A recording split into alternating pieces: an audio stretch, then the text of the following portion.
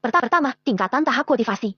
Sinar hangat Cingga masuk melalui celah kamar seorang Feng membuatnya bangun dan mulai beraktivitas seperti biasa. Dari merapikan kamar, membersihkan gubuk yang ditinggali oleh seorang dan kakeknya Sendi Feng. Kemudian menyiapkan sarapan bagi mereka berdua. Bagaimana dengan perkembangan kultivasimu, Raina? Apakah kau mengalami kesulitan dalam pelatihan yang telah kuberikan? Katakanlah. Tanya kakeknya dengan tegas di sela mereka sedang menyantap sarapan dari hasil tangkap ikan di Danau Jati karena Sendi Feng sering memancing di danau tersebut di waktu senggangnya. Ah, semua masih lancar saja, Kek. Hanya saja setelah naik ke tahap bumi level 5 pada 4 bulan yang lalu, aku kesulitan untuk meningkatkan kultivasiku ke tahap selanjutnya. Ucap seorang dengan terbata dan malu. Tahapan kultivasi di dunia yang ditempati oleh seorang ini terbagi menjadi 9 tahap dan setiap tahapnya terdapat 9 level. Dari 9 tahap tersebut diantaranya yaitu: pertama, tahap bumi. Kedua, tahap langit. Ketiga, tahap surga. Keempat, tahap sempurna. Kelima, tahap suci. Keenam, tahap amper. Ketujuh, tahap ilahi. Kedelapan, tahap jagat ilahi. Kesembilan, tahap suci amper. Untuk di benua alfa sendiri, kultivator yang tertinggi hanya mencapai tahap suci level ke-9. Dan tentu saja keberadaan kultivator yang telah mencapai tahap suci di benua alfa ini adalah orang yang memiliki kekuasaan dan pengaruh yang cukup penting. Bersabarlah Reina, tidak baik jika terburu-buru dalam berkultivasi. Selain bakat, tentu ketekutan dan kerja keras sangat berperan penting dalam menapaki langkah kakimu dalam dunia kultivasi. Tidak semua manusia bisa menjadi seorang kultivasi karena tidak memiliki dantian yang cukup kuat sebagai tempat untuk mengolah energi Qi dalam peredaran darahnya. Dan untuk meningkatkan kualitas dantianmu, kau harus bekerja keras dan bersabar dalam menyerap energi Qi yang dihasilkan oleh alam ini kemudian mengolahnya sesuai dengan teknik yang telah diwariskan oleh leluhur keluarga Feng kita. Dengan bersabar Feng tua menasehati cucu kesayangannya itu. Tapi Kek, aku selalu ingin menanyakan hal ini, bagaimana bisa kita tinggal di tempat yang sangat jauh dari pemukiman orang-orang di benua alfa ini, dan bagaimana keadaan dari keluarga Kit? Belum sempat seorang menyelesaikan keluhan dalam hatinya. Ia diinterupsi oleh lambaian tangan si tua Feng itu. Sudahlah, kau akan kuberitahu jika memang sudah saatnya. Yang terpenting untuk saat ini adalah kultivasimu. Ingatlah, semakin sedikit kau tahu, semakin mudah kau melakukan kultivasi. Dan ini, murnikanlah saat setelah kau melakukan penyerapan Qi hari ini. Sembari memberikan pil pemurnian Qi tingkat emas level 3 hasil racikannya. Zendi Feng juga dikenal sebagai jenius alkemis tingkat 5 dalam masa kejayaannya sebelum ia dikabarkan menghilang bersama hilangnya keberadaan keluarga Feng. Alkemis sendiri berbeda dengan tahapan kultivasi, dan tentu keberadaannya sangat dihargai dan disegani dalam dunia kultivator karena sangat sulit untuk seseorang menjadi seorang alkemis, selain harus memiliki pemahaman tentang obat-obatan herbal dan teknik penyembuhan. Mereka juga harus mampu mengolah api spiritualnya. Alkemis yang ada di dunia yang ditinggali oleh seorang Feng yang juga disebut sebagai alam bima sakti, diketahui memiliki 7 tingkatan, dengan 3 level di setiap tingkatannya. Untuk mengukur seorang alkemis ada di tingkatan apa, tentu saja dari kemampuannya meracik tingkatan pil, di mana tingkatan pil sejalan dengan tingkatan alkemis. Misalnya, pil bumi disebut dengan pil tingkat 1, terdiri dari 3 level. Rinciannya sebagai berikut. Pertama, pil bumi. Kedua, pil emas. Ketiga, pil hitam. Keempat, pil suci. Kelima, pil spiritual. Keenam, pil surgawi. Ketujuh, pil legenda. Pil juga memiliki banyak jenis, seperti pil penempat tulang, pil pemurnian Qi, pil penguat darah, pil bidadari, pil pemulihan, pil panjang umur, pil nafas naga, pil racun, pil penjinak dan masih banyak jenis pil berdasarkan fungsi dan kegunaannya namun kualitasnya tetap berdasarkan tingkat dan level pil tersebut. Setelah menerima pil tersebut dari kakeknya, seorang kemudian beranjak dari gubuk ke tempat yang tidak jauh dari sana. Terdapat sebuah gazebo yang sering digunakan untuk menyerap Qi, dan beberapa boneka kayu sebagai media untuknya melatih fisik bela diri dan kemampuan berpedangnya. Seorang memulai penyerapan Qi menggunakan teknik warisan leluhurnya yang disebut sebagai pernafasan naga. Teknik ini dulu didapatkan oleh leluhur pertamanya. Dirumorkan dari sebuah pertemuan leluhur keluarga Fang tersebut dengan seorang yang sangat kuat, bahkan kemungkinan orang tersebut bukan berasal dari alam bima sakti ini. Banyak pihak dari kekuatan lainnya untuk mencoba merebut teknik ini, namun selalu gagal hingga akhirnya keluarga Fang menghilang dari peradaban. Andai saja ada yang melihat seorang yang sedang melakukan penyerapan Qi dengan teknik pernafasan naga ini, pasti mereka akan terkejut dengan mata yang terbelalak. Sebab, tanpa seorang sadari tubuhnya mengeluarkan cahaya jingga yang samar dan bila dirasakan dari dekat, suhu di sekitarnya meningkat seolah orang yang berada di sekitarnya akan tercekat oleh udara yang terasa panas. Setelah 4 jam berlalu, seorang menghentikan kultivasinya. Ia kemudian mengeluarkan pil emas tingkat 3-nya tersebut dan mulai memasukkan ke dalam mulutnya. Kemudian perasaan hangat menjalar ke seluruh tubuhnya, hingga membuatnya merasakan kenyamanan yang belum pernah dirasakan. Tiba-tiba ada getaran di laut kesadarannya. Seorang kemudian memfokuskan dirinya untuk melihat ke dalam laut kesadarannya tersebut. Dilihatnya ada sebuah gerbang ilusi yang seperti tertutup oleh segel yang rumit. Getaran tadi berasal dari dalam gerbang tersebut. Seorang berjalan mendekati gerbang tersebut dan berusaha untuk menyentuhnya. Tiba-tiba ada sebuah tarikan energi yang sangat kuat saat setelah tangan seorang menyentuh permukaan pusat segel itu. Ah tidak. Gawat. Aku tidak bisa melepaskan tanganku dari pintu gerbang ini. Ah! Seluruh energi Qi dari tubuhku seolah dilahapnya hingga hampir mengering. Teriak seorang dalam hati dengan wajah yang semakin pucat hingga akhirnya seorang kehilangan penglihatannya dan mulai tak sadarkan diri. Dengan sedikit meringkih, seorang membuka matanya dan menyadari ia sedang berada di dalam kamarnya. Kakek, apa yang terjadi padaku? Tanya seorang dengan wajah yang bingung saat setelah melihat kakeknya masuk dan tersenyum padanya. Seharusnya kakek yang bertanya hal itu. Apa yang membuatmu tergeletak di dalam gazebomu itu? Untung saja kakek lekas menyusul setelah kau tak kunjung pulang hingga larut malam. Bahkan kau seperti kehabisan energimu tanpa membuka mata selama 4 hari. Jawab kakeknya lirih. Apa? 4 hari? Jadi aku tertidur selama 4 hari, kek? Ide itu tidak mungkin. Seru seorang seolah tidak mempercayai apa yang baru saja dikatakan oleh kakeknya. Ya, Reina. Kakek bahkan harus memberimu tambahan pil emas penempa energi Ki dan pil emas pemulihan untuk demi mengembalikan keadaanmu menjadi seperti semula. Sebenarnya apa yang terjadi, Reina? Tanya kakeknya lagi kepada cucunya yang masih tampak linglung itu. Sebentar, kek, sebentar.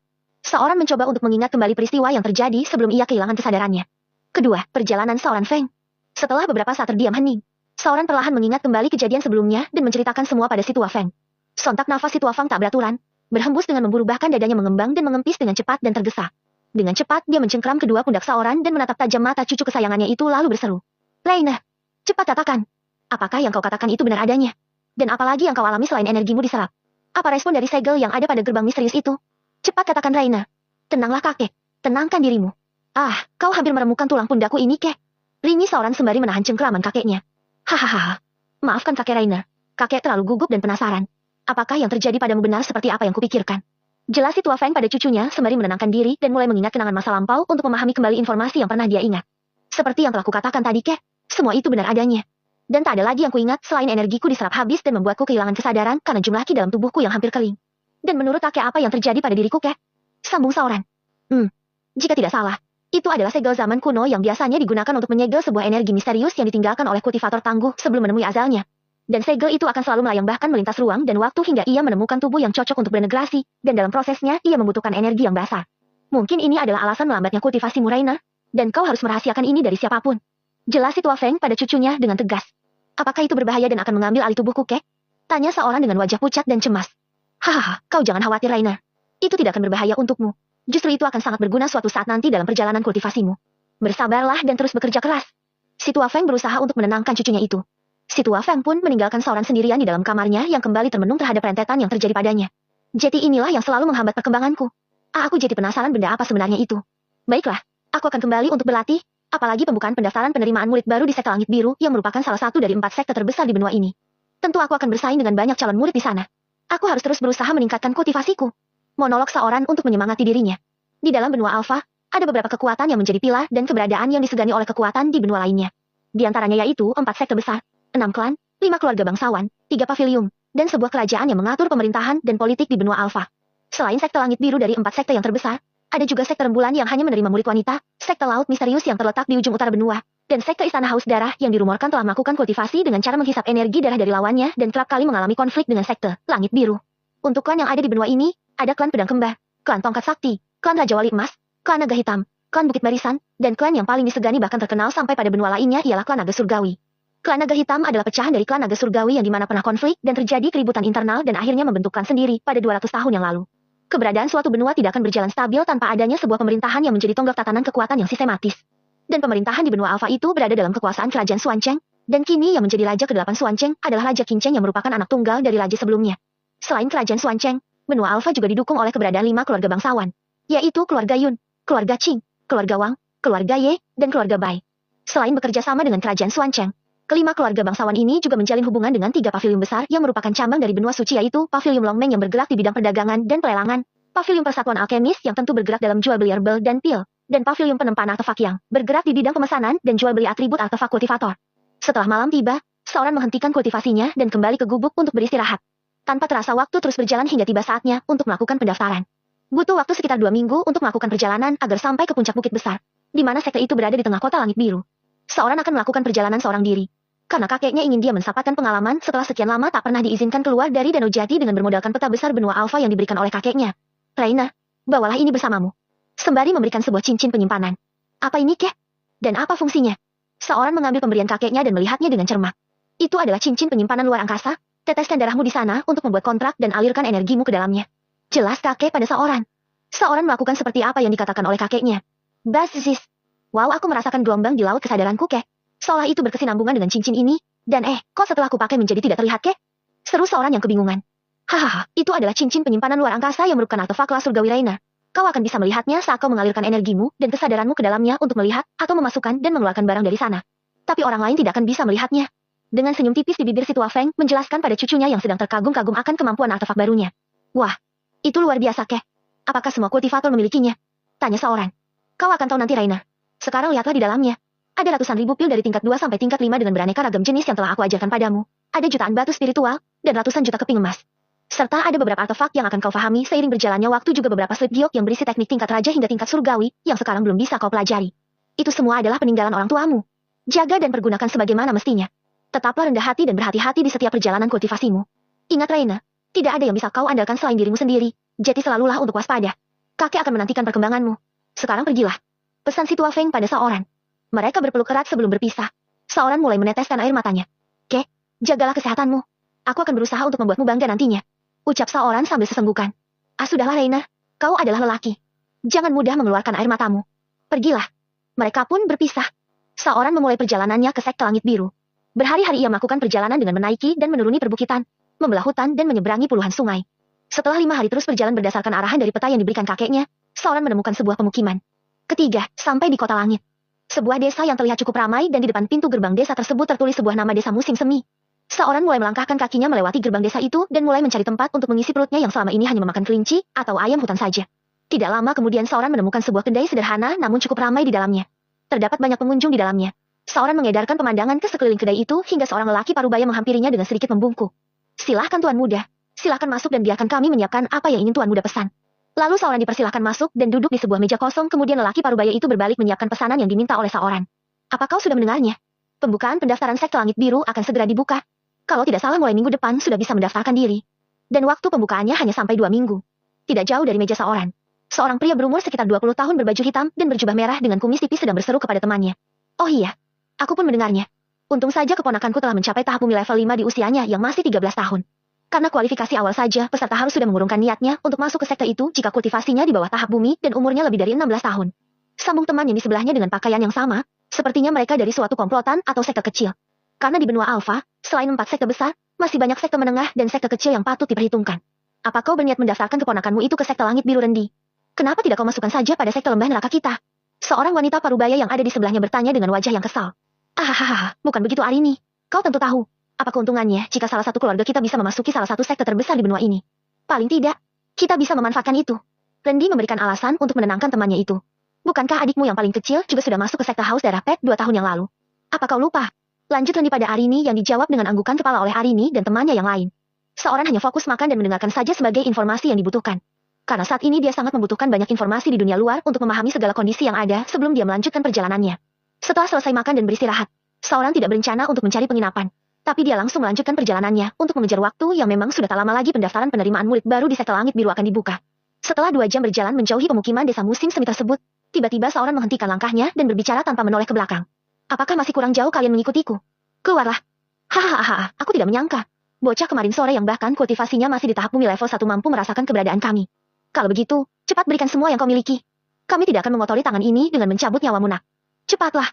Seorang memang memiliki jurus yang diajari kakeknya, yaitu jurus kabut surga yang mampu menyembunyikan tahap kultivasi bahkan tanpa disadari oleh kultivator yang ranahnya jauh lebih tinggi. Karena jurus ini adalah teknik level surgawi tahap puncak, namun mampu dipelajari meskipun ranah kultivator masih rendah. Teknik di alam Bima Sakti ini sama dengan artefak, levelnya terbagi dalam beberapa tingkatan. Seperti level paling rendah, yaitu level kuning, dibagi dalam 4 tahapan. Tahap rendah, tahap menengah, tahap tinggi, dan tahap puncak. Di atas level kuning, ada level hitam. Kemudian ada level raja, level kaisar, level langit, dan level surgawi. Dan rumornya di atas itu masih ada lagi, yaitu level suci dan level legenda.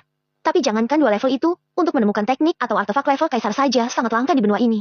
Bahkan untuk level langit hanya ada di benua suci, itu pun sangat langka keberadaannya. Jika saja ada yang tahu bahwa sebuah teknik level surgawi sedang digunakan oleh seorang bocah, maka sebuah kegemparan dan kehebohan pasti terjadi. Menyerahkan semuanya pada kalian. Itu tergantung dari kemampuan kalian. Cibir seorang yang sudah mengukur bahwa tahap kultivasi orang-orang yang menggunakan pakaian hitam dan topeng ini paling tinggi berada di tahap bumi level ke-7. Kurang aja. Bocah kemarin sore sudah berani sombong di hadapan kami. Cepat habisi dia. Perintah seorang yang kemungkinan adalah pemimpin kelompok itu. Biarkan saya saja yang maju bos. Di sini hanya kultivasiku yang ada di tahap bumi level ke-5. Untuk menghabisi bocah itu tidak perlu merepotkan senior sekalian. Ucap salah satu dari kelompok itu sembari menyeringai. Ini adalah salah satu kesempatannya untuk menunjukkan kegunaannya di kelompok itu. Baiklah Fazri, aku serahkan bocah tengik itu padamu. Ucap pimpinan tersebut. Fazri pun melangkah maju dan bersiap-siap melakukan penyerangan. Namun belum sempat dia melancarkan serangan, sering terukir jejak letis merah di lehernya dan ia pun tumbang tergeletak begitu saja. Semua orang melebarkan matanya terbelalak seolah tidak menduga, dan kemudian setelah sadar dari keterkejutannya, mereka menatap ke arah seorang yang sedang mengibaskan darah dari pedang hitam panjang dan tajam yang digunakan untuk mencabut nyawa temannya tadi. Lebih baik kalian maju bersama saja. Aku tidak punya banyak waktu untuk meladeni sampah seperti kalian ini. Ucap seorang sembari menyeringai dan memperlihatkan tatapan yang dingin. Wajah pemimpin kelompok itu menjadi pucat saat setelah menatap pandangan mata seorang yang dingin. Tapi dia membulatkan tekadnya dan berseru pada bawahannya. Ayo semuanya. Kita balaskan dendam Fazli Zhao. Kemudian mereka maju secara bersamaan dan tidak lagi berani meremehkan pemuda yang ada di depannya itu dengan mengeluarkan seluruh kemampuannya. Mereka kini menyadari bahwa pemuda itu bukanlah pemuda biasa. Namun mereka tetap terlambat menyadari bahwa mencari masalah pada seorang menjadi akhir dari perjalanan mereka. Seketika kelompok itu berubah menjadi mayat dingin yang tergeletak dengan keadaan yang mengenaskan. Apa yang kakek katakan ternyata benar. Meski aku baru berada di tahap bumi level 6, tapi aku mampu menandingi kultivator yang bahkan berada di tahap langit awal. Tapi aku tidak boleh selalu menunjukkan kemampuanku ini jika tak terdesak. Sebab orang akan mencurigaiku, karena keluarga Feng memiliki fisik khusus yang tangguh. Monolog seorang dan segera mengambil tas penyimpanan kelompok itu dan segera melanjutkan perjalanan. Waktu perlahan terus berlalu, sang fajar silih berganti bertukar peran dengan sang senja hingga tak terasa, seorang kini telah tiba di sebuah kota yang terlihat sangat megah. Kota itu dikelilingi oleh tembok yang tingginya mencapai 20 kaki. Terlihat sangat tebal dan kokoh mengelilingi kota dengan luas yang tak terkira oleh mata. Sedangkan gerbangnya yang begitu luas dan tingginya bahkan mencapai sekitar 100 kaki dengan lebar 30 kaki dan dijaga oleh 12 prajurit dengan perlengkapan senjata yang lengkap. Ada juga prajurit yang bertugas memeriksa pendatang yang ingin memasuki kota langit itu. Kemudian seorang pun mengikuti baris antrian yang lumayan panjang. Hingga akhirnya giliran seorang yang mendapat pemeriksaan. Silahkan tunjukkan identitasmu nak, perintah salah satu prajurit yang bertugas melakukan pemeriksaan. Keempat, mendaftar. Seorang menatap pada penjaga yang bertanya. Maaf tuan, saya belum mempunyai token identitas, bagaimana cara untuk mendapatkannya? Oh, apakah kamu datang sendirian? Jika begitu, ikuti aku. Tuntun penjaga itu ke dalam pos penjagaan. Ini, kamu cukup tuliskan nama dan asalmu lalu membayar 1 koin emas. Setelah itu kau akan mendapatkan token dari kota langit. Baiklah. Terima kasih tuan. Seorang membungkuk dan menerima daftar tersebut. Setelah selesai, seorang menyerahkan kembali daftar tersebut dan memberikan 2 koin emas kepada penjaga tadi. Sambil menunggu beberapa saat, seorang memperhatikan di sekeliling. Banyak sekali orang-orang yang masuk dan keluar di gerbang kota langit ini. Sebagian besar merupakan para pedagang dan kultivator mandiri.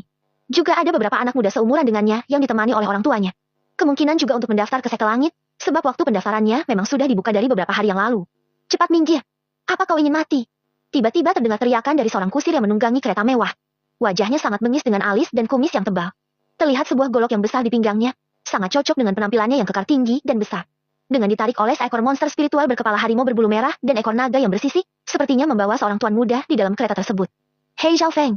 Apa kau tidak bisa menangani hal sekecil ini? Cepatlah bergegas. Aku tidak ingin dimari oleh ayahku karena terlambat mendaftar. Kau tak akan mampu menanggung akibatnya. Tuan muda yang ada di dalam kereta berteriak memarahi kusirnya yang berseru tadi. Oh Tuhan, bukankah itu tuan muda paling jenius dari keluarga besar bangsawan Qing? Qing? Seru oleh seorang lelaki parubaya yang sepertinya mengenal tuan muda tersebut.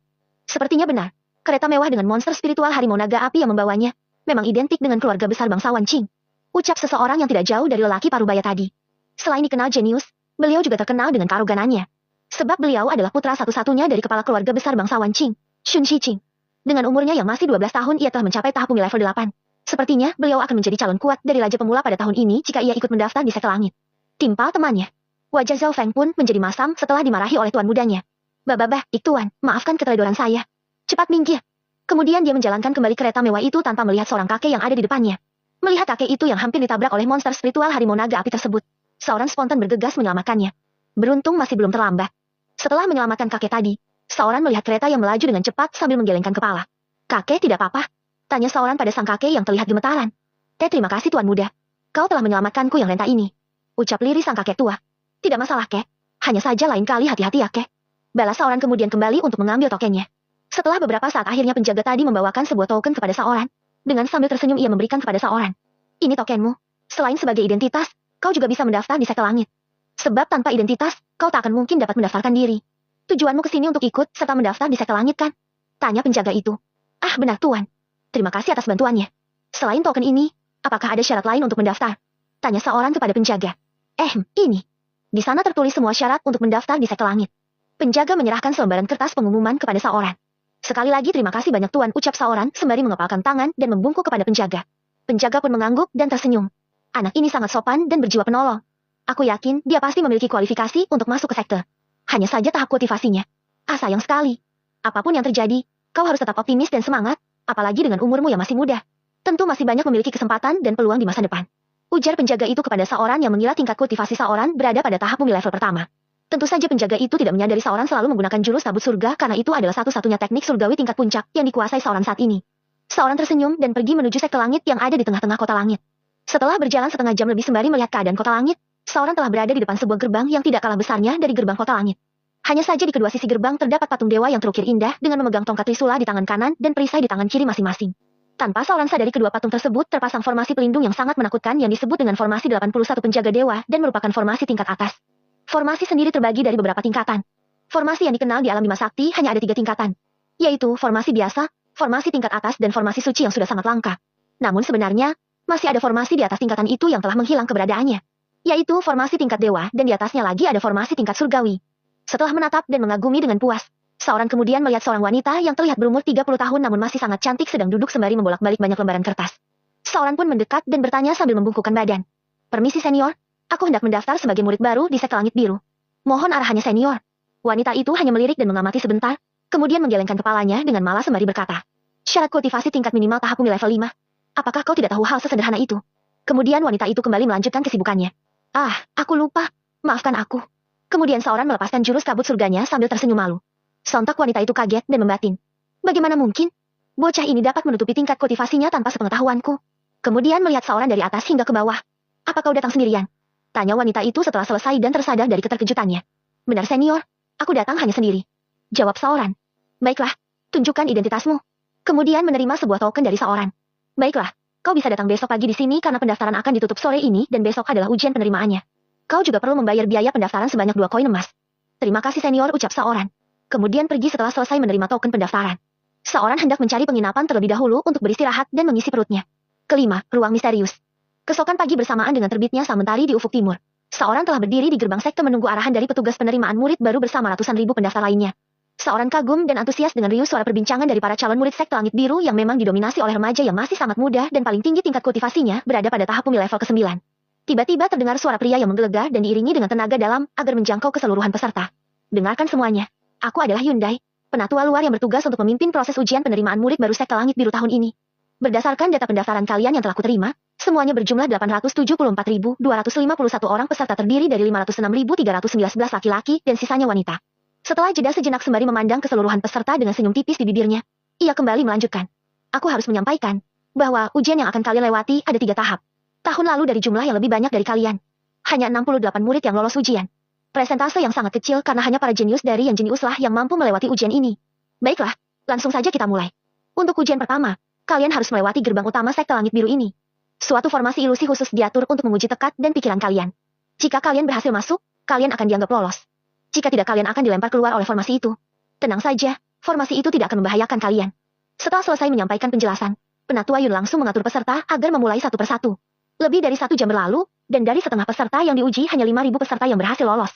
Ketika seorang telah menunggu setengah jam lagi, akhirnya dia mendapat giliran masuk. Saat kemudian masuk, seorang dikelilingi oleh kabut putih yang membuatnya merasa sangat nyaman dan mengantuk. Namun segera dia menggigit ujung lidahnya agar tetap fokus pada ujian kali ini. Setelah melewati kabut itu, seorang tiba-tiba mendapatkan tekanan yang sangat kuat sehingga membuat setiap langkah yang dilalui menjadi begitu berat. Kemudian seorang mengalirkan seluruh energi ki ke seluruh tubuh dan meningkatkan kesadaran spiritualnya, membuat kekuatan jiwanya meningkat. Sehingga tekanan tadi terasa ringan. Akhirnya seorang berhasil lolos dari ujian pertama. Saat di dalam formasi, seorang merasakan waktu yang dilalui sangat lama. Namun sebenarnya itu hanya sebentar. Karena hal tersebut disebabkan oleh formasi ilusi tingkat atas yang ada di gerbang sekte langit biru.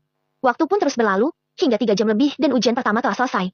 Dari sekian banyak jumlah calon murid sekte langit biru yang mengikuti ujian pertama, hanya 8.600-an orang yang berhasil lolos untuk mengikuti ujian selanjutnya. Semua calon murid yang lolos ujian pertama berkumpul di halaman luar sekte untuk menunggu arahan selanjutnya. Kemudian suara Penatua Yun terdengar lagi. "Saya ucapkan selamat bagi kalian semua karena telah berhasil di ujian pertama ini. Dan untuk selanjutnya kalian harus bersiap-siap. Karena ujian berikutnya memiliki tingkat kesulitan 3 kali lipat dari ujian pertama." "Hahaha, kalian tidak perlu tegang begitu." Penatua Yun tertawa setelah melihat ekspresi tegang dari calon murid ini dan dia sengaja berhenti sejenak. "Baiklah, langsung saja saya jelaskan. Untuk ujian berikutnya kalian akan memasuki ruang segel danau misteri. Mulai ujian kedua ini, kalian akan dinilai oleh tim penilai. Bagi yang lolos sampai ujian selesai dan memiliki nilai tertinggi akan mendapatkan gelar raja atau ratu pemula tahun ini serta mendapatkan kesempatan untuk masuk ke pemakaman kuno leluhur untuk mendapatkan harta atau warisan serta meningkatkan kultivasi selama 6 bulan. Juga akan diberikan 2 juta batu spiritual kelas atas dan berhak memilih satu teknik khusus serta yang paling menarik akan diberikan kamar paling atas di sekte bagian luar. Kamar itu memiliki formasi pengumpulan ki yang baik sehingga jumlah ki sangat berlimpah." Lanjut Penatua Yun. Ketika mendengar ini, para peserta semuanya tercengang dan tergiur. "Hahaha, aku, Felix Ye, tuan muda dari keluarga bangsawan Ye inilah yang akan menjadi raja pemula tahun ini. Aku harap kalian tidak berebut." Dengan sombong seorang pemuda dengan berpakaian kungfu dan berpenampilan elegan memandangi semua peserta di sekelilingnya. "Cih, siapa yang memberimu kepercayaan diri seperti itu? Jika kau masih ingin bermanja-manja silakan pulang ke pangkuan ibumu." Gerutu seorang wanita yang terlihat cantik dan berwajah tegas menggunakan gaun hijau dengan rambut diikat kuncir kuda. Bukankah dia putri kedua dari keluarga bangsawan Bai, Leonie Bai? Wah, ujuan ini semakin seru saja. Ucap salah satu peserta yang kagum terhadap kecantikan Leonie. Memandang hubungan baik keluarga kita dan karena kecantikanmu itu. Cepat tarik ucapanmu itu. Geram Felix Ye setelah dicibir seperti tadi. Hei Steve, sudah. Aku belum selesai menjelaskan tapi kalian sudah ribut seperti itu. Apa kalian mau didiskualifikasi? Sekte Langit Biru tidak memandang dari kekuatan manapun. Ingat itu. Tegas Penatua Yun. Kemudian semuanya menjadi hening kembali. Tidak hanya sang raja atau ratu pemula saja yang mendapat penghargaan dari sekte. Untuk yang menempati posisi 2-5 juga akan mendapatkan hadiahnya masing-masing dan juga ikut masuk ke pemakaman kuno leluhur namun hanya 1 bulan. Baiklah. Aku akan membuka pintu ruang segel Danau Misteri.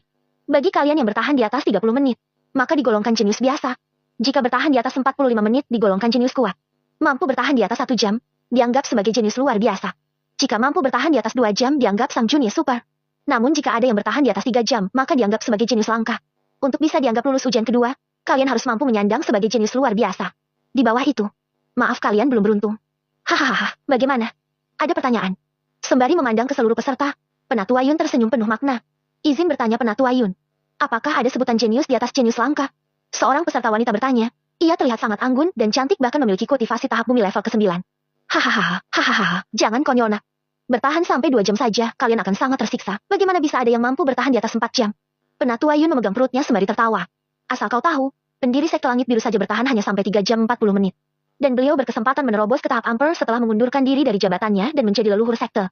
Sudahlah, untuk memenuhi rasa penasaranmu aku akan menjawab. Memang benar dulu pada 300 tahun yang lalu pernah ada jenius seperti itu. Tapi itu terjadi di benua suci. Ia bertahan sampai 4 jam 20 menit dan menyandang gelar jenius pilihan surgawi. Namun karena kearoganan dan kesombongannya ia terbunuh di usia muda. Oke, jika tidak ada yang bertanya, silakan kalian masuk ke pusaran gerbang itu. Lanjut Penatua Yun setelah para penatua lainnya membentuk formasi dan membuka gerbang ruang danau misterius. Seketika, sebuah cahaya biru keunguan muncul dan berputar hingga selebar 3 meter dan di tengahnya terpancar sinar putih.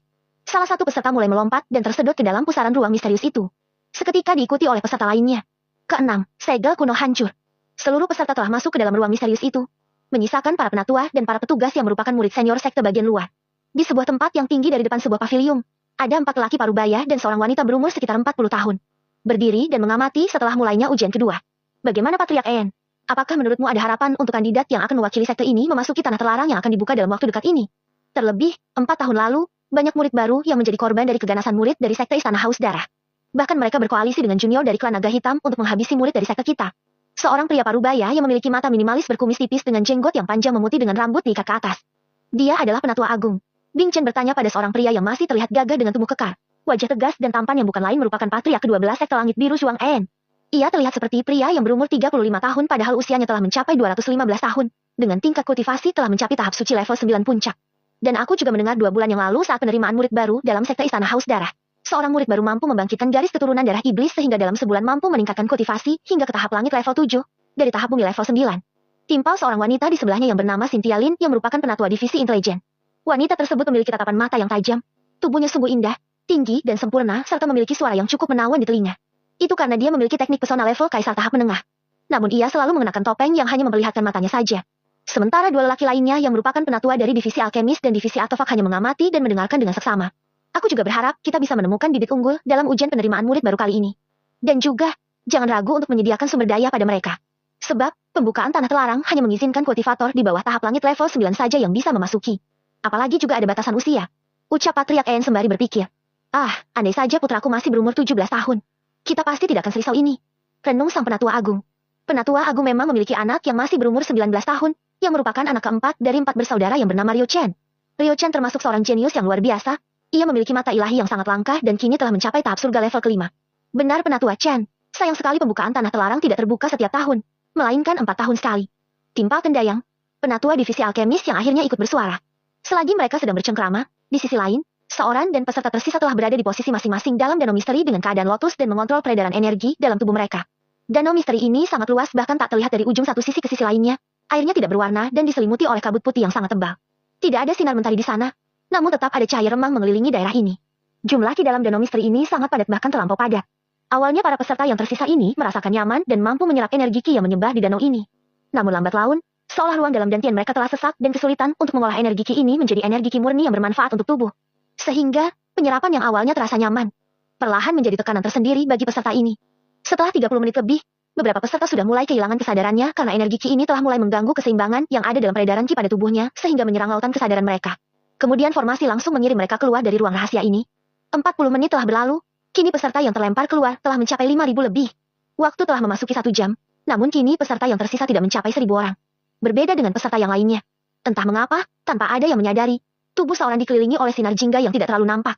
Seorang memang sedang menggunakan teknik pernafasan naga, karena itu adalah kebiasaannya di setiap ia sedang berkultivasi. Namun, kini gerbang misterius yang ada dalam lautan kesadarannya bergetar kembali, dan menyerap seluruh energi ki dari luar yang begitu pekat. 2 jam berlalu, dan kini yang tersisa di danau itu hanya 5 orang saja. Selain seorang, ada 3 pria dan 1 wanita. Wanita itu tidak lain adalah wanita yang sebelumnya mengajukan pertanyaan kepada Panutu Ayun. Hampir 3 jam berlalu, kini 3 pria tadi juga telah dikirim keluar dari danau oleh formasi dan hanya menyisakan 2 peserta, seorang dan wanita anggun tersebut. Waktu memasuki 3 jam setengah, akhirnya wanita tersebut menyerah berjuang dan dikirim keluar oleh formasi. Tidak mungkin. Bukan hanya Penatua Ayun. Bahkan Penatua Agung dan Patriark pun terbelalak saat melihat wanita yang keluar barusan telah bertahan lebih dari 3 jam. Namun, bukan hal itu yang membuatnya terbelalak. Melainkan formasi masih belum tertutup yang artinya masih ada peserta yang bertahan di dalam. Para Penatua dan Patriark saling bertatapan. Wajahnya menunjukkan keterkejutan juga sebuah kebahagiaan. Karena hanya jenius langka yang mampu bertahan dalam waktu 3 jam lebih. Sementara Patriark dan Penatua lainnya menunggu dalam keterkejutan. Di dalam danau misteri tampak hening. Meskipun suasana hening, tetapi aliran energi ki berputar-putar dengan liar dan panik seolah menciptakan pusaran besar yang masuk ke dalam tubuh seorang.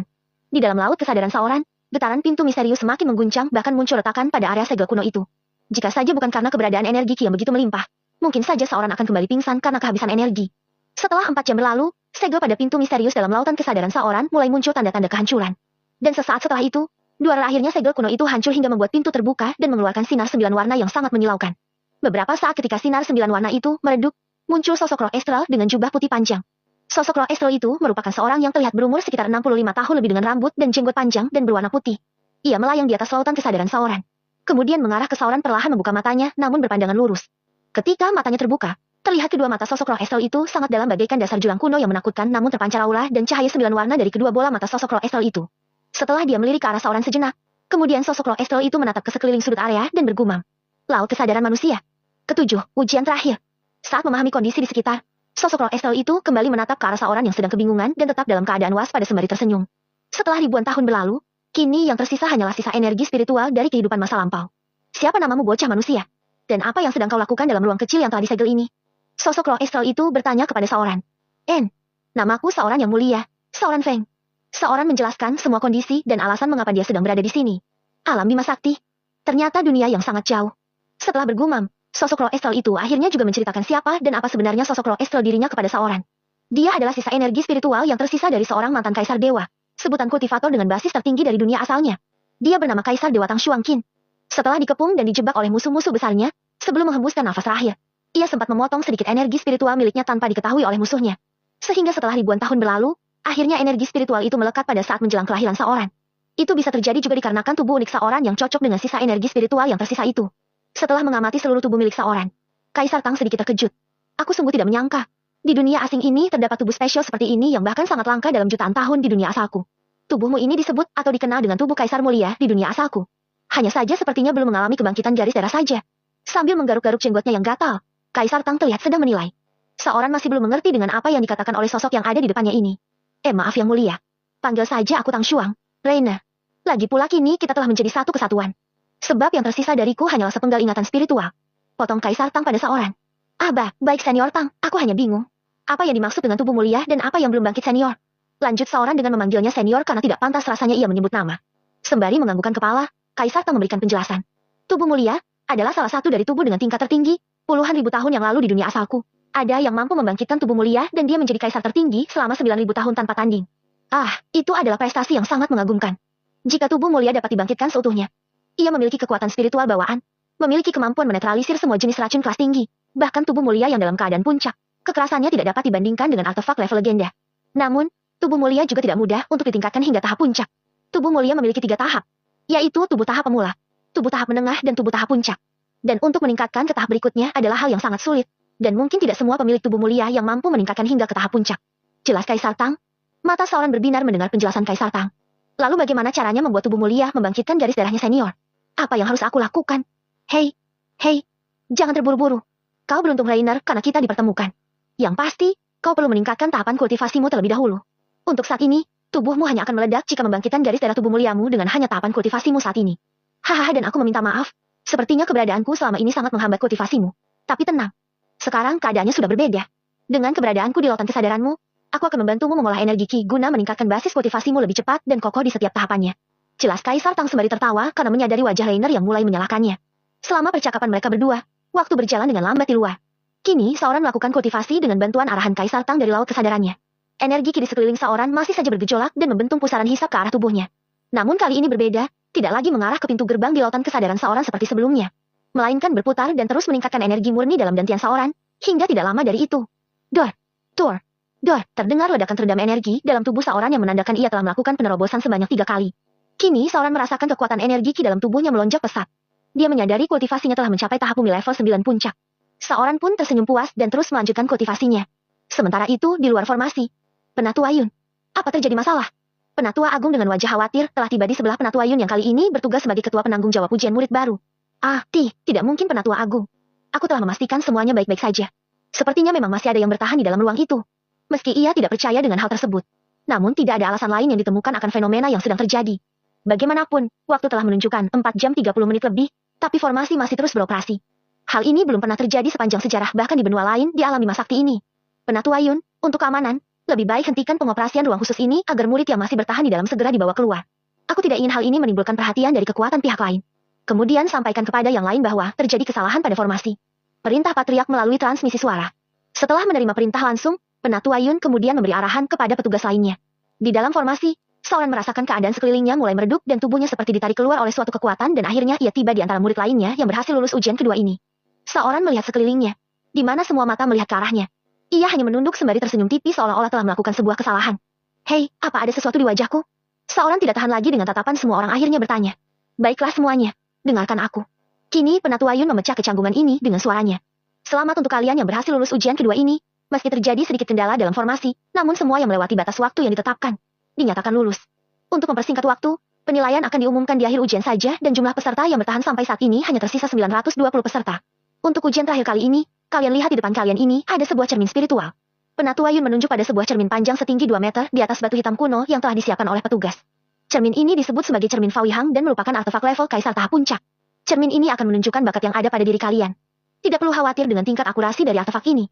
Karena artefak ini dibuat langsung oleh Master Artefak level 5 dari benua suci yang memiliki hubungan baik dengan Patriark Sekte Langit.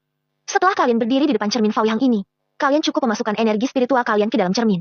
Cermin ini akan memberikan timbal balik setelah menerima energi spiritual dari kalian dalam bentuk warna cahaya. Kedelapan, cahaya 9 warna. Setiap warna cahaya yang terpancar dari cermin ini mewakili tingkatan bakat yang ada di dalam diri kalian meski itu terpendam begitu dalam.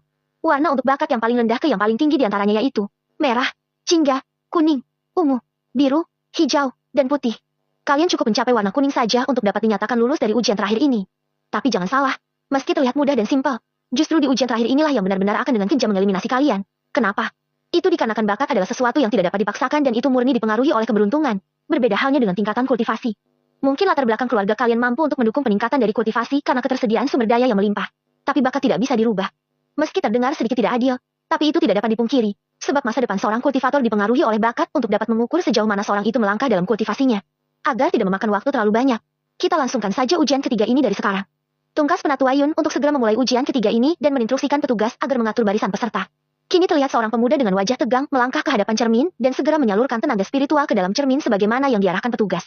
Dan wustaz, setelah sedikit bergetar, cermin itu mulai mengeluarkan cahaya merah, berubah menjadi jingga, tidak berhenti di sana warna perlahan berubah menjadi kuning dan berhenti tanpa ada tanda perubahan lagi. Seketika wajah pemuda dengan pakaian sederhana itu berganti dari tegang menjadi tertawa dan merayakan keberhasilannya. Sebab impiannya masuk ke dalam sekte langit biru dan membanggakan keluarga akhirnya terwujud sudah. Merupakan sebuah awalan yang baik dalam ujian terakhir ini, namun berbeda dengan ujian berikutnya. Hingga peserta ke-20, tidak ada lagi yang mencapai warna kuning. Sebagian besar hanya mencapai warna jingga. Itu mengubah anggapan para peserta yang semula mulai berpikir Penatua Yun melebih-lebihkan tingkat kesukaran ujian ini dan mereka mulai terlihat tegang kembali. 200 peserta telah dinyatakan gugur pada ujian terakhir ini, di mana hanya meluluskan 5 peserta saja. Seorang wanita yang sebelumnya bertahan terakhir selain Sauron pada ujian kedua melangkah maju ke hadapan cermin dan mulai melakukan hal seperti yang peserta lain lakukan. Hei, bukankah itu adalah wanita yang sebelumnya menjadi jenius langkah dalam ujian kedua? Aku penasaran warna apa yang mampu dikeluarkan olehnya. Salah satu peserta lain berbisik kepada temannya saat melihat wanita tersebut maju. Aku juga berpikir demikian, dan wajar saja dia menjadi murid dengan predikat jenius langka, karena tahap kultivasinya telah mencapai tahap bumi level ke-9. Hanya saja, bocah yang keluar terakhir, itu hanya memiliki tingkatan kultivasi pada tahap bumi level ke-6. Aku jadi yakin yang dikatakan Penatua Yun, memang terjadi kesalahan pada formasi. Timpal temannya. Orang di sekitar yang mendengar itu ikut menganggukkan kepala sembari menatap ke arah Sauron dengan tatapan menghina. Sauron yang menyadari hal ini hanya tersenyum tipis dan mengabaikan saja cibiran dari peserta lain. Toh hanya tindakan yang dapat menjawab keraguan orang-orang ini. Selagi peserta lain tengah berbisik-bisik, cahaya cermin di depan wanita itu telah berganti dari ungu ke biru. Namun tidak berhenti di sana. Cahaya terus bersinar berkilauan dan mulai terus berubah memudar menjadi kehijau-hijauan dan berhenti sebelum menjadi hijau seutuhnya. Hal tersebut membuat seluruh peserta hening. Sepertinya kita telah berhasil menemukan jenius langka yang hanya muncul dalam 200 tahun sekali, patriark. Seru Penatua Agung sembari tertawa kepada patriark yang juga tersenyum saat sedang melihat ke arah peserta ujian. Ya, aku harap hal ini pertanda yang bagus untuk sekte kita, dan aku akan menjadikannya sebagai murid pribadi untuk meningkatkan kemampuannya. Ucap datar sang patriark. Sontak hal itu membuat kaget para penatua di sekelilingnya. Sebab telah lama patriark tidak pernah menerima murid pribadi semenjak kejadian 100 tahun lalu yang tak ingin diingat lagi. Entahlah, aku lebih penasaran terhadap bocah yang mampu bertahan di danau misteri dan keluar dengan kondisi baik-baik saja itu. Di sela keterkejutan para penatua karena ucapan sang patriark, penatua divisi intelijen sang wanita bertopeng bersuara sembari menatap ke arah seorang. Seolah menyetujui ucapannya, para penatua dan patriark ikut menganggukkan kepala dengan wajah penasaran sembari menatap ke arah seorang. Setelah 400-an peserta yang mencoba, sampailah pada kesempatan seorang yang maju melangkahkan kakinya di depan cermin batu kuno itu. Sejenak memejamkan mata untuk mengumpulkan energi spiritual di ujung tangannya. Kemudian seorang mengerahkannya ke cermin batu kuno di depannya. Perlahan cermin mulai bergetar. Getarannya mulai mengguncang bahkan seolah-olah cermin itu meronta akibat energi spiritual yang dikerahkan oleh seorang dan seketika, buang min. Semua mata peserta terbelalak dengan fenomena yang terjadi di mana sebelumnya mereka menggunjing seorang karena mengira kesalahan formasi saat ujian kedua berlangsung. Seorang mengambil keuntungan dari hal tersebut. Bukan hanya para peserta, Penatua Yun yang berada di dekat pun terkesiap melihat adegan yang tengah berlangsung. Hal yang sama juga terjadi pada para penatua yang berada tidak jauh dari tempat kejadian. Senyum sumringah juga nampak dari bibir sang patriark sekte langit biru. Hehehe, kejadian mengerikan apalagi yang akan kau tunjukkan, bocah. Aku harus benar-benar menjaga bocah ini. Jangan sampai berita ini membuat pihak kekuatan lain mencoba merampasnya, terutama sekte istana haus darah batin sang patriark. Sesaat setelah getaran cermin mulai mereda, tiba-tiba wuses, cahaya berkilauan keluar dari cermin. Merah, berganti dengan cepat ke jingga, kemudian kuning menjadi ungu. Warna yang begitu berkilauan masih belum tenang dan telah berubah menjadi biru yang menyilaukan perlahan berubah menjadi hijau. Penatua Yun semakin terbelalak. Jantungnya pun semakin memburu pun hal yang sama terjadi pada semua pasang mata yang melihat. Sebab mereka mengerti arti dari warna cerah berkilauan yang masih terus terpancar. Kini warna cahaya di cermin terlihat terus bersinar dan perlahan berubah warna menjadi putih menyilaukan. Namun hal yang sangat mengejutkan. Cahaya itu belum berhenti terpancar. Tiba-tiba cahaya yang keluar dari cermin batu bertambah semakin banyak. Cahaya 9 warna. Patriark yang berada di kejauhan berseru dan seolah-olah semua waktu berhenti berjalan. Para penatua saling bertatapan seolah memiliki pertanyaan yang sama. Apa arti dari cahaya 9 warna ini, patriark? Tanya penatua agung kepada patriark. Semua penatua memandang ke arah patriark, menantikan jawaban yang membuat mereka begitu penasaran terhadap adegan yang belum pernah mereka saksikan ini. Aku pernah mendengar bahwa di atas cahaya warna putih, masih ada lagi yaitu cahaya 9 warna. Namun yang mengejutkan, hal ini belum pernah terjadi. Sebab konon jika cahaya 9 warna ini keluar, maka itu pertanda bakat surgawi telah lahir ke dunia. Sembari memandang ke arah lokasi pengujian, sang patriark menjelaskan. Aku harap kalian semua mengerahkan tenaga kalian untuk menjaganya. Kalau bisa blokir berita ini agar tidak terdengar keluar. Lanjut sang patriark. Ke-9, Lanja Pemula. Sekian saat waktu berjalan dalam keheningan mendalam dipenuhi rasa keterkejutan, ketidakpercayaan, kekaguman dan sebagian merasa iri terhadap peristiwa yang ditimbulkan oleh seorang. Begitupun dengan Penatua Yun. Tidak lama setelah pulih dari keheningan, ia meminta peserta yang lain untuk melanjutkan ujian yang tersisa. Setelah seorang kembali dalam kumpulan murid yang dinyatakan lulus ujian, banyak pasang mata menatap dengan bermacam-macam perasaan entah itu kagum ataupun cemburu. Sebab dengan adegan ini, bahkan orang bodoh pun paham bahwa gelar Raja Pemula akan menjadi milik seorang beserta segala hadiah, fasilitas, sumber daya dan perhatian para petinggi sekte langit biru. Tentu kekaguman itu sebagian besar berasal dari pancaran mata para peserta baru wanita yang baru saja lulus dan telah menjadi murid baru sekte langit biru. Mereka mulai berpikir dan berencana untuk menjalin hubungan dekat dengan lelaki yang sudah barang tentu memiliki masa depan tak terbatas dalam kultivasi. Ya, di dunia kultivator ini, menjadi kuat adalah sebuah jaminan untuk mendapatkan kehormatan dan kekuasaan. Waktu tidak berhenti hanya karena semua mata terfokus pada seorang. Begitupun proses ujian ketiga yang merupakan ujian terakhir dalam penerimaan murid baru sekte langit biru pada tahun ini, terus berlangsung dan berakhir ketika mentari hendak berpamitan di ufuk barat menutup hari yang dipenuhi dengan ketegangan dan kelelahan. Kembali Penatua Yun memperhatikan keseluruhan peserta yang masih tersisa, karena sebagian besar peserta telah meninggalkan lokasi ujian setelah harus menelan pil pahit dari kegagalannya menjadi murid baru sekte langit biru. Mungkin saja mereka akan mencari sekte besar lainnya atau sekte kecil, atau mungkin kembali dan menjadi kultivator mandiri. Semua peserta yang lulus dan dinyatakan resmi menjadi murid luar sekte langit biru pada tahun ini total berjumlah 99 orang. Saya, Penatua Yun sebagai penanggung jawab penerimaan murid baru tahun ini mengucapkan selamat pada kalian semua yang telah resmi mulai hari ini menjadi bagian dari sekte langit biru. Teruslah berjuang dan bekerja keras agar kelak mampu membawa sekte kita menjadi semakin berkembang pesat. Setelah berhenti sejenak, Penatua menatap ke arah patriark dan penatua lainnya dan dibalas dengan anggukan kepala. Sesuai dengan apa yang saya katakan sebelumnya mengenai pemenang 5 besar dan raja atau ratu pemula pada tahun ini, saya telah menerima hasil dari tim khusus penilaian dan langsung saya bacakan. Untuk nama-nama yang akan saya sebutkan merupakan nama yang menempati posisi dari 5 besar sampai ke 1 dan langsung maju ke depan. Sambil jeda, Penatua Yun tersenyum sebelum melanjutkan menyebutkan nama mereka. Dion Xiu dengan urutan kelima, Kasen Nanggong dengan urutan keempat, Fadilazi dengan urutan ketiga, Erenma dengan urutan kedua dan Vinolasu dengan urutan pertama. Silahkan langsung maju ke depan dan menerima hadiahnya. Ucap Penatua Yun. Mereka semua maju satu persatu dan menerima sebuah cincin penyimpanan masing-masing sembari tersenyum riang. Untuk penyandang gelar Raja Pemula tahun ini, jatuh kepada seorang silakan maju untuk menerima hadiah yang sebelumnya telah dijanjikan. Dengan antusias murid lainnya, setelah dipersilahkan seorang pun melangkah maju. Seorang memang sengaja tidak menyertakan nama keluarganya saat menulis sumber pendaftaran karena itu adalah amanah kakeknya si tua Feng. Karena sampai saat ini, semua orang menganggap bahwa keluarga Feng telah dianggap hilang dan hanya tersisa sejarah legendanya saja. Kakeknya tidak ingin seorang menjadi incaran banyak pihak jika mereka tahu bahwa seorang memiliki marga Feng. Setelah selesai menerima semua hadiah beserta token pemilik rumah khusus di area dekat pegunungan sekte bagian luar yang diidamkan oleh banyak murid, seorang ditemani oleh salah satu pelayan sekte untuk menuju lokasi rumah tersebut. Banyak pasang mata menatap mengiringi kepergian seorang, dan sebagian besar dari mereka juga mulai membubarkan diri dan mulai mencari tempat tinggalnya sendiri di dalam sekte bagian luar. Murid sekte langit biru terbagi menjadi dua, yaitu murid bagian luar dan murid inti. Untuk murid yang baru bergabung dengan sekte langit biru, mereka akan memulai menjalani pelatihan sebagai murid luar terlebih dahulu. Jumlah keseluruhan murid luar yang tercatat saat ini setelah digabungkan dengan murid baru, berjumlah sekitar 400 lebih. Untuk bisa menjadi murid inti, murid bagian luar harus mencapai tingkatan kultivasi minimal berada pada tahap surga level 1 dan harus masuk dalam 10 besar murid bagian luar. Jadi meskipun seorang murid telah berada pada tahap surga, tapi tidak mampu bersaing di 10 besar murid bagian luar, maka murid tersebut belum bisa menjadi murid inti sekte langit biru. Dan untuk mencatatkan namanya dalam 10 besar murid bagian luar, seorang murid diperbolehkan untuk menantang murid yang telah ada di posisi 10 besar tersebut dalam sebuah latih tanding di arena luar sekte. Jika murid itu mampu memenangkan pertandingan, maka posisi 10 besar yang sebelumnya dimiliki oleh lawannya akan menjadi milik si penantang. Namun jika murid itu kalah, maka dia akan membayarkan kompensasi sebanyak 50 poin kontribusi sekte kepada murid yang ditantang. Poin kontribusi sekte sendiri adalah mata uang yang digunakan khusus dalam sekte yang biasanya didapatkan dari upah murid setelah melakukan sebuah misi atau tantangan yang ditetapkan oleh sekte. Karena di dalam sekte, koin emas tidak berguna dalam hal apapun, seperti makanan di restoran sekte, membeli sebuah artefak di toko artefak sekte, membeli ramuan dan obat 2E di toko obat sekte, bahkan kitab pelatihan teknik pun memerlukan poin kontribusi. Tapi tentu untuk makanan yang dijatahkan oleh sekte tidak dipungut biaya apapun. Setelah seorang sampai di dalam tempat tinggalnya, ia kemudian mengamati lingkungan sekitar.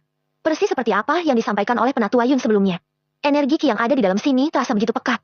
Itu karena formasi pengumpul Ki yang telah lama dipasang di tempat ini sehingga membuat perasaan segar dan nyaman. Di halaman depannya terdapat kolam mini yang ditumbuhi oleh bunga teratai dan ada beberapa ikan mas di dalamnya.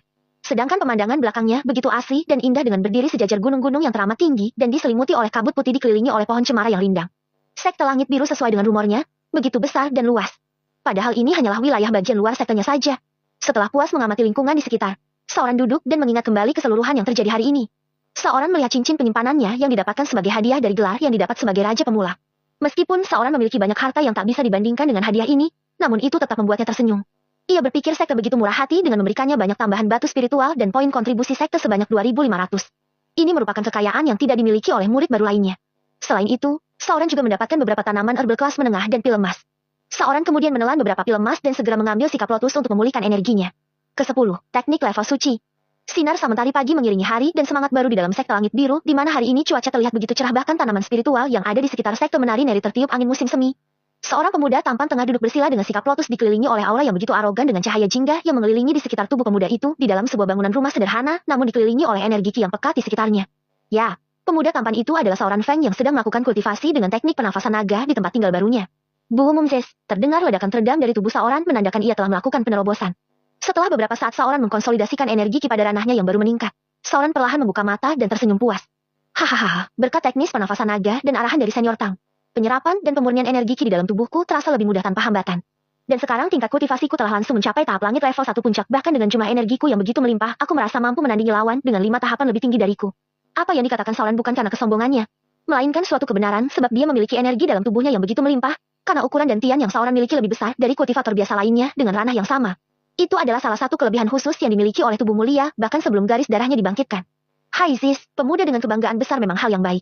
Tapi alangkah baiknya jika diimbangi dengan kekuatan yang nyata. Tiba-tiba di tengah kebahagiaan seorang, muncul suara dari dalam laut kesadarannya. Ah, mohon petunjuknya Senior. Aku tidak memahami apa yang dimaksudkan oleh Senior. Setelah sedikit terkejut, seorang bertanya kepada sosok Sisaro Astral yang akan terus menjadi pendamping setianya. Tingkat kultivasimu memang bagus karena aliran energi dalam dantian besarmu meluap-luap. Tapi apakah kau tak pernah belajar bahwa pentingnya pondasi dasar kultivasi berada dalam kekuatan tubuh fisik? Kaisar Tang menjelaskan dengan malas. Kakekku pernah mengatakan hal yang sama, makanya selain berkultivasi, aku juga selalu berlatih kekuatan fisik dengan belajar beberapa jurus pedang dan pukulan. Seorang mengatakan pengalamannya kepada Kaisar Tang. Tapi jika kau mengandalkan jurus tingkat rendahmu itu, maka perkembangan kemampuan pondasi fisik tempur yang kau miliki akan lambat berkembang. Ucap Kaisar Tang. Aku memiliki beberapa teknik tingkat tinggi senior, tapi belum bisa kupelajari karena tahapan kultivasi yang belum mencukupi. Gerutu seorang yang mulai terlihat berpikir. Sembari tersenyum Kaisar Tang meminta seorang mengosongkan pikirannya, kemudian dia mengirim seutas energi ingatan ke dalam lautan kesadaran seorang. Meski masih bingung dengan apa yang akan dilakukan oleh Kaisar Tang, Seorang memilih untuk sepenuhnya mempercayai dan mengikuti perintahnya. Beberapa saat seorang membuka matanya dan terkejut. Senior, teknik mengerikan macam apa itu? Bahkan sepertinya lebih tinggi dari teknik yang diberikan oleh kakek. Hahaha, kau tidak perlu begitu terkejut. Bahkan ini hanyalah teknik tingkat suci puncak. Tingkat yang paling rendah dalam ingatanku, hahaha. Namanya adalah fisik Gravena. Bahkan bisa dipelajari oleh kultivator yang berada di tahap bumi dan teknik ini memiliki 12 tingkatan. Semakin tinggi tingkatan yang kau capai, semakin kuat dana ajaib fisik tubuhmu. Tentu bahkan dengan hanya berhasil untuk mencapai tingkat 1 kau akan mampu menahan pukulan dari kultivator kuat di tingkat puncak tahap bumi, bahkan tahap langit level 1 awal. Jika kau mampu menaikkan ke tingkat 2 bahkan fisikmu mampu menahan tajamnya artefak level raja bahkan tak mampu dibakar oleh nyala bara api biasa, dan sanggup menahan pukulan dari kultivator kuat tahap langit level 9 puncak, atau kultivator biasa di tahap surga level 1 awal, hahaha, tapi bukan hal yang mudah untuk menguasai teknik ini. Kau harus bekerja keras untuk melatihnya. Jelas panjang Kaisar Tang. Semakin mendengarkan, semakin seorang bersemangat dan terpancar gejolak kobaran api dari matanya. Baiklah, murnikan segera teknik yang kuberikan. Fahami dan mulai pelajari. Ujar Kaisar Tang kemudian menutup matanya. Seorang tidak membuang-buang waktu lagi dan mulai memurnikan teknik level suci yang bernama fisik Gravena. Tak terasa 2 jam berlalu dan seorang perlahan membuka kedua matanya sembari tersenyum puas. Dia pun keluar dan menuju halaman belakang untuk mengukur kekuatan barunya. Dengan menyatukan kekuatan fisik ke dalam teknik pukulan amarah Azura yang merupakan teknik level raja tahap puncak, seorang perlahan mengalirkan energi ki ke dalam kepalan tangannya dan segera memukul ke arah tebing batu di halaman belakang rumahnya.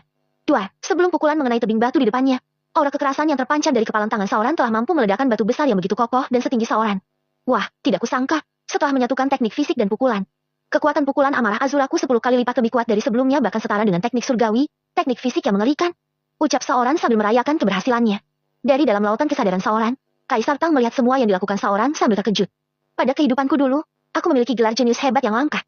Namun membutuhkan waktu sehari semalam hanya untuk mencapai pemahaman terhadap teknik fisik Gravena ini.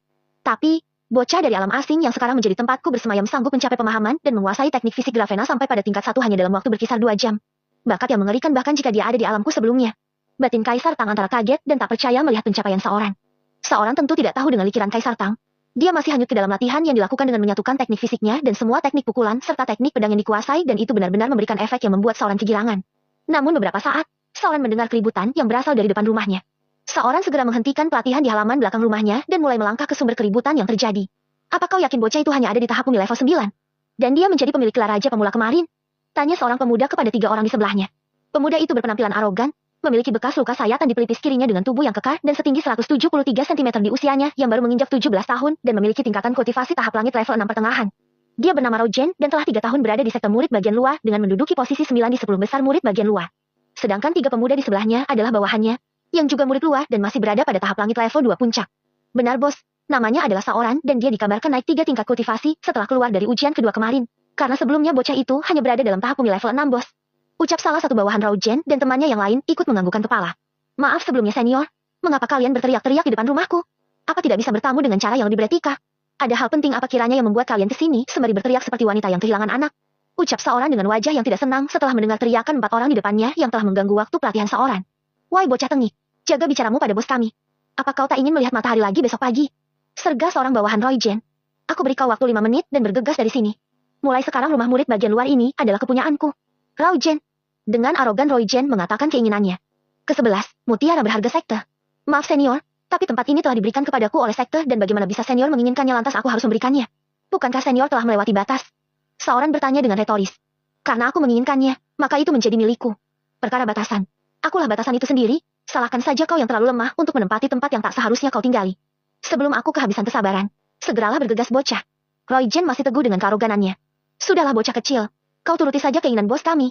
Lagi pula ini adalah keberuntunganmu yang bisa memberikan manfaat kepada bos kami. Kelak kau memiliki kesempatan untuk menjadi pengikut baru dari bos Rogen. Ucap bawahan Rogen sembari mencibir. Benar seorang, kami tahu kau hanya beruntung sehingga terpilih menjadi raja pemula tahun ini. Jika Penatua Yun bertanya cukup kau bilang jika kau yang mempersembahkan tempat ini kepada bos kami sebagai hadiah untuk mengakui majikan. Timpal bawahan Rogen yang lainnya. Seorang menggelengkan kepalanya. Dia berpikir percuma berbicara dengan orang yang bertindak tidak masuk akal. Enyahlah, aku tak punya banyak waktu meladeni sampah yang hanya bertindak sewenang-wenang kepada orang yang lebih lemah namun tidak bisa mengukur kemampuan diri sendiri. Dengan suara datar dan terkesan dingin seorang mengusir mereka, dan hendak berbalik untuk masuk ke dalam. Kurang aja. Cepat patahkan kaki dan tangan bocah busuk ini, buat dia paham siapa bosnya. Namun sebelum seorang melangkah pergi, Rogen berang dan memerintahkan bawahannya untuk menyerang. Rasakan ini bocah bodoh. Salah satu bawahan Rogen melancarkan tendangan. Shuzutsu Dera. Namun sebelum tendangannya mengenai seorang, tubuh bawahan Rogen meluncur deras sejauh 30 meter dan baru berhenti setelah menghantam pohon besar hingga mengeluarkan seteguk darah. Hening. Rogen menatap bawahannya yang terkapar dengan menyedihkan kemudian menatap ke arah seorang yang sedang membersihkan pakaian di lengannya yang tak berdebu. Setelah kembali sadar dari keterkejutannya, Lao Jen memerintahkan kedua bawahannya yang lain untuk menyerang Saoran dengan kekuatan penuh. Dia berpikir Saoran mampu menyerang bawahannya karena faktor keberuntungan dan bawahannya yang meremehkan lawan. Namun, hal yang sama pun terjadi kepada bawahannya yang lain. Mereka dikalahkan hanya dengan satu kali pukulan masing-masing. Saoran menatap dingin ke arah Lao Jen sembari berkata dengan datar. Jika hanya itu yang kalian miliki, kembalilah dan jangan mengganggu pemandangan indah di musim semi ini. Biadab, kau pikir dengan mengalahkan bawahanku kau merasa sudah menang? Baiklah, kau yang memaksa bocah. Rasakan palu gada petir hitamku. Hai! Lao Jen mengeluarkan senjata level hitamnya dan menyerang ke arah Saoran dengan tenaga penuh. Bamem, Saoran mengaktifkan teknik fisik Gravena dan muncul armor bening yang melapisi seluruh tubuhnya sembari menahan serangan palu gada petir hitam milik Lao Jen yang mengarah ke kepalanya. Saoran mundur 2 langkah, bagaimanapun kekuatan penuh yang dikeluarkan oleh Lao Jen merupakan kekuatan di ranah tahap langit level ke-6. Namun hal itu membuat kedua mata Lao Jen terbelalak. Dia tak percaya Saoran mampu menghentikan serangan palu gada petir hitamnya tanpa terluka sedikit pun. Belum sempat dia sadar dari keterkejutan tiba-tiba Lao Jen merasakan deru angin dengan kekuatan aura merusak yang menakutkan mengarah ke dadanya. Lao Jen berusaha menghindari serangan pukulan amarah Azura dari Saoran namun ia telah terlambat dan tubuhnya terhempas sehingga menyemburkan darah dari mulutnya. Ketakutan dan ketidakpercayaan terlihat di wajah Lao Jen. Dia tak menyangka kekuatan yang ditunjukkan oleh Saoran begitu menakutkan. Kau berani membuat tuan muda ini terluka bocah. Kau. Tunggu saja. Ayo pergi. Sembari tertatih-tatih mereka beranjak pergi dari dengan wajah pucat. Saoran sama sekali tidak menggubris ancaman Lao Jen. Dia merasa selama apa yang dilakukannya benar. Ia tak pernah takut terhadap apapun. Sebelum Saoran menguasai teknik fisik Gravena, dia telah memiliki kemampuan untuk melawan musuh dengan 5 ranah di atasnya. Dan sekarang Saoran telah menguasai teknik fisik Gravena yang meningkatkan kemampuan tempur tubuhnya dan membuat semua teknik tempur Saoran memiliki kekuatan yang lebih menakutkan. Di suatu tempat, di atas pohon tinggi, seseorang memperhatikan semua kejadian Saoran dan Lao Jen dengan mulut yang ternganga. Bukan hanya bakat, namun kekuatan tempurnya juga begitu mengerikan. Hal ini harus kusampaikan kepada Patriark. Batin orang itu yang tidak lain adalah Penatua Yun. Dia telah diberikan tugas untuk mengawasi Saoran guna menghindari pergerakan pihak lain yang tertarik dengan kejadian pada hari ujian di mana Saoran telah menjadi pusat perhatian. Saoran telah kembali ke kediamannya. Ia sedang meninjau kembali kemampuan terbarunya ini. Senior Tang, ada yang ingin kutanyakan. Saoran mencoba untuk berbicara dengan Kaisar Tang. Tanyakan. Jawab Kaisar Tang dengan datar. Sepertinya dia tahu apa yang akan ditanyakan oleh Saoran. Ketika aku mengaktifkan teknik fisik Gravena untuk bertahan dari serangan Lao Jen, aku merasakan muncul lapisan energi berbentuk armor bening di sekujur tubuhku. Seketika aku merasakan ada kekuatan besar tak kasat mata yang melindungiku. Apakah ini merupakan bagian dari kekuatan teknik fisik Gravena Senior Tang? Saoran mengungkapkan rasa penasaran yang melandanya. Kaisar Tang tentu saja tahu semua kejadian pertempuran yang dilakukan oleh Saoran dan Lao Jen barusan, sembari tersenyum dia perlahan menjelaskan. Sebenarnya itu adalah sila cakrawala yang seharusnya muncul saat teknik fisik Gravena mencapai tingkat 7, tapi rupanya kau mampu mengeluarkan potensi itu di tingkat pertama. Mungkin ini merupakan kelebihan dari pemilik tubuh mulia. Jadi kau memang memiliki potensi yang tak terhingga Reina. Namun jangan cepat merasa bangga diri dengan kelebihanmu ini. Kau harus tetap bekerja keras, sebab bakat tanpa disertai kerja keras hanyalah omong kosong semata. Setelah memuji, Kaisar Tang tak lupa untuk menasihati Saoran. Aku akan selalu mengingat kata-kata ini senior. Kerja keras telah menjadi bagian dari hidupku. Aku telah berjanji kepada kakek bahwa kelak akan menjadi kultivator kuat hingga siap untuk mengetahui asal-usul keluargaku dan melindungi semua orang di sekelilingku. Ujar Saoran dengan teguh disertai tatapan mata yang tajam. Kaisar Tang tersenyum dan menganggukkan kepala dengan puas. Jauh dari keberadaan Saoran, di suatu ruangan dalam kediaman Patriark Sekte Langit Biru, Patriark Zhuang En menatap lurus ke depan pada Penatua Yun yang telah menceritakan semua laporan dari hasil pengawasannya. Bagus, sesuai dengan apa yang kita harapkan. Dia ternyata tidak mengecewakan. Sampaikan padanya untuk menemuiku besok siang, Penatua Yun. Dan lanjutkan pengawasanmu. Aku benar-benar tak ingin permata berharga sekte yang telah kita temukan hilang dirampas oleh pihak kekuatan lain, terkhusus sekte Istana Haus Darah yang biadab itu. Ucap Patriark Zhuang En kepada Penatua Yun. Baik Patriark, akan kulaksanakan titah dari Patriark. Aku mohon diri. Sembari membungkuk dan mengatupkan kepalan kedua tangan ke arah Patriark, Penatua Yun berucap dan pergi seketika. Penatua Yun merupakan penatua sekte bagian luar. Tentu saja dia sangat bersikap hormat dan merasa bangga diberikan tugas khusus oleh Patriark secara langsung. Keberadaan setiap penatua di sekte baik bagian dalam maupun luar merupakan kedudukan yang memiliki jabatan tertinggi di setiap divisi yang dipimpin, meski posisi divisi sekte bagian luar tak setinggi keberadaan divisi inti sekte bagian dalam. Ke-12, menemui Patriark. Keesokan harinya, sembari menunggu waktu di mana Saoran diminta untuk menemui Patriark oleh Penatua Yun, ia sedang mempelajari sebuah kitab abu-abu yang sangat tebal di tangannya. Kitab itu merupakan salah satu pemberian si Tua Fang yang ada dalam cincin penyimpanan luar angkasa milik Saoran dan berisi pemahaman dasar tentang semua jenis bahan herbal, baik dari karakteristik herbal maupun cara mengolah dan membudidayakannya. Kaisar Tang yang melihat Saoran tengah mendalami pemahamannya tersenyum dan akhirnya dengan terpaksa menyelah. Reina, aku ingin bertanya padamu. Melihat kegigihanmu ini, apakah kau juga berminat menjadi seorang alkemis? Tanya Kaisar Tang kepada Saoran dengan wajah serius. Senior, aku selalu suka mempelajari segala hal senior. Itulah yang membuatku tidak menutup diri dari jenis bidang apapun selama aku mampu melakukannya. Terlebih untuk mempelajari pemahaman tentang herbal ini membuatku bersemangat. Ujar Saoran membalas pertanyaan Kaisar Tang dengan lugas dan polos. Bagus, sekali lagi kau membuat sisa-sisa jiwa tua ini merasa kagum. Baiklah, aku juga akan segera memberikan pemahamanku tentang dunia alkemis yang aku fahami. Kosongkan pikiranmu. Perintah Kaisar Tang kepada Saoran. Baik senior. Saoran pun mengikuti arahan Kaisar Tang tanpa ragu sedikit pun dan kembali Kaisar Tang melakukan hal yang serupa seperti saat ia memberikan pemahaman tentang teknik suci sebelumnya. Kaisar Tang bukan hanya seorang kultivator dewa terkuat di kehidupan sebelumnya. Ia dikenal sebagai jenius tiada tara bukan tanpa alasan. Kaisar Tang juga dikenal sebagai master ajaib dalam hal alkemis, formasi, penempaan artefak, penjinak binatang monster spiritual, bahkan juga dikenal sebagai master ajaib dalam hal jimat dan feng shui. Namun, Kaisar Tang ingin menurunkan semua pemahaman yang tersisa kepada seorang secara perlahan. Pertama, Kaisar Tang tidak ingin mempengaruhi perkembangan kultivasi seorang karena langsung menerima banyak macam jenis pemahaman. Dan kedua, Kaisar Tang juga tidak ingin seorang berubah menjadi congkak karena telah memiliki banyak pemahaman tingkat tinggi di usianya yang masih terbilang belia. Setelah selesai mengirim semua pemahamannya ke laut kesadaran seorang, Kaisar Tang kembali memejamkan mata. 2 jam berlalu, perlahan seorang beranjak dari duduk dan berseru gembira. Wah, senior, ini sungguh ajaib. Luar biasa. Setelah aku berhasil memurnikan pemahaman yang senior Tang berikan padaku. Begitu banyak informasi bahkan melebihi semua yang kulihat dari kitab pemberian kakek. Dan banyak hal yang belum pernah kutahu mengalir deras dalam ingatanku. Bahkan aku merasa mampu memulai untuk meracik sebuah pil hitam dengan mudah bahkan tanpa menggunakan tungku pil. Sungguh luar biasa perasaan ini senior. Kau sungguh hebat senior Tang. Terima kasih banyak senior. Seorang melompat-lompat di dalam kediamanannya seperti bocah yang baru saja diberikan mainan kesukaannya. Hahaha, aku ikut senang kau telah mampu memurnikan pemahaman sebanyak itu dalam waktu yang terbilang singkat. Ucap Kaisar Tang, namun dalam hatinya tersimpan keterkejutan bahkan sudah mencapai tahap ketakutan. Bagaimana tidak? Pemahaman yang didapatkan selama ratusan bahkan ribuan tahun sepanjang hidupnya, dimurnikan tidak lebih dari 2 jam. Bakat mengerikan macam apa itu? Meski masih butuh proses untuk mencapai pemahaman menyeluruh untuk mencapai tingkat tinggi dalam dunia alkemis.